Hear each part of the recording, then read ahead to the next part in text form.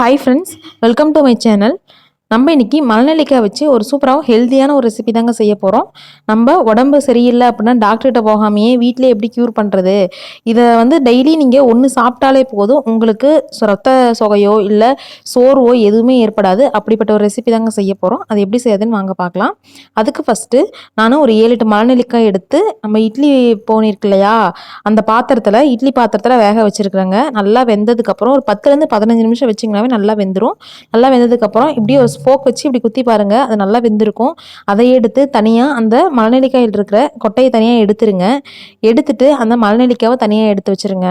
அதை எடுத்ததுக்கப்புறம் ஒரு துண்டு இஞ்சி, நம்ம எந்த அளவுக்கு மலநெல்லிக்காய் எடுக்கிறோமோ அதுக்கு ஒரு கால்வாசி 7-8 மலநெல்லிக்காய் தான், சின்ன துண்டாக போதும். ஒரு இஞ்சி எடுத்து நல்லா தோல் சீவி நல்லா இந்த மாதிரி குட்டி கிரேட்டரில் வச்சு சீவி எடுத்துக்கோங்க. இது மிக்சியில் அரைப்படும் போது அரைப்படாததுனால கட் பண்ணி சேர்க்காம இந்த மாதிரி கிரேட்டரில் சீவி எடுத்துக்கோங்க. அந்த மலநெல்லிக்காய் ஆறுனதுக்கப்புறம் ஒரு மிக்சி ஜாரில் போட்டு இஞ்சியும் மலநெல்லிக்காயும் நல்லா ஃபைன் பேஸ்ட்டாக, தண்ணியே ஊற்றக்கூடாதுங்க, தண்ணி ஊற்றாமல் நல்லா அரைச்சி எடுத்துக்கோங்க. அதை எடுத்ததுக்கப்புறம் ஒரு கடாயை அடுப்பில் வச்சு அது ஹீட் ஆனதுக்கப்புறம் நம்ம அரைச்சி வச்சுருந்த மலநெல்லிக்காய் பேஸ்ட்டை அதில் சேர்த்துக்கோங்க.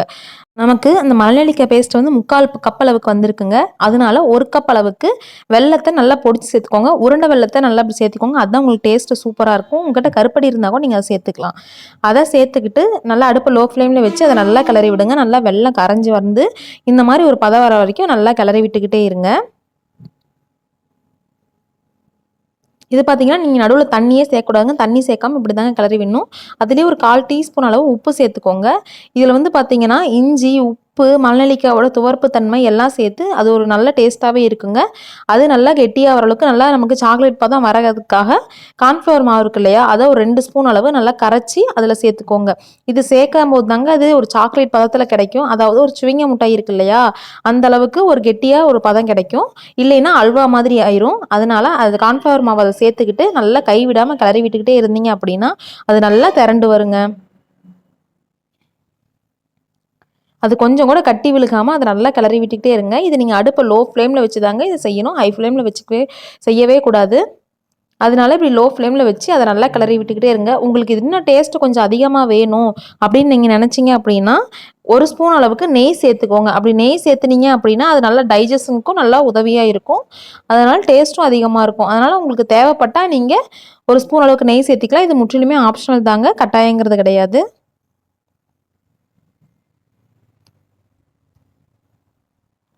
ஒரு சில பேத்துக்கு இல்லை குழந்தைங்களுக்குலாம் மலநெல்லிக்காய் அந்த அளவுக்கு பிடிக்காது. அப்படி பிடிக்காத குழந்தைங்களுக்குலாம் இந்த மாதிரி நீங்கள் வெல்லம் சேர்த்து இப்படி செஞ்சு கொடுக்கும்போது அது ஹெல்த்தியாகவும் இருக்கும். அவங்களும் குழந்தைங்களாம் சாப்பிட்ட மாதிரி இருக்கும்.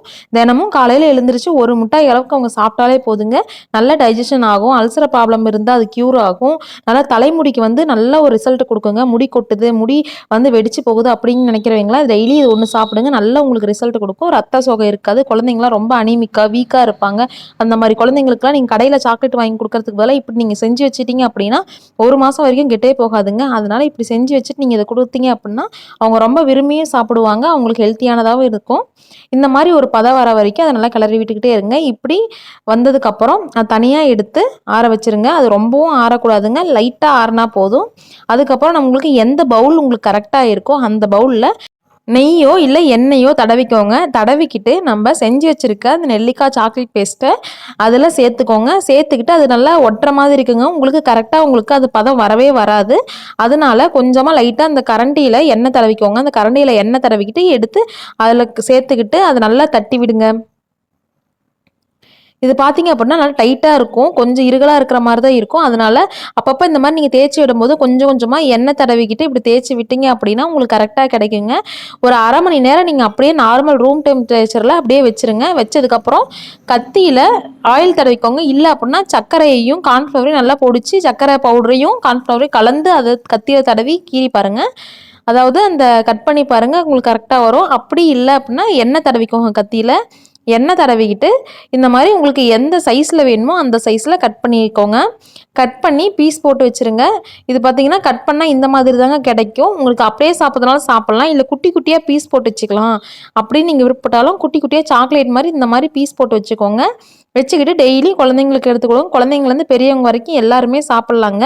இதில் நம்ம நாட்டு சக்கரை தான் சேர்த்துருக்கோம். அதாவது வெல்லம் தான் சேர்த்துருக்கோம். வெல்லம் சேர்த்ததுனால கண்டிப்பாக பெரியவங்கலேருந்து எல்லாருமே சாப்பிட்லாம். கண்டிப்பாக வீட்டில் எல்லாருமே இதை ட்ரை பண்ணி பாருங்கள், சாப்பிட்டு பாருங்கள். உங்களுக்கு உடம்புல நல்ல மாற்றம் தெரியும். செஞ்சு பார்த்துட்டு இது எப்படி வந்திருக்கு அப்படின்னு சொல்லிட்டு மறக்காமல் கமெண்ட்டில் சொல்லுங்கள்.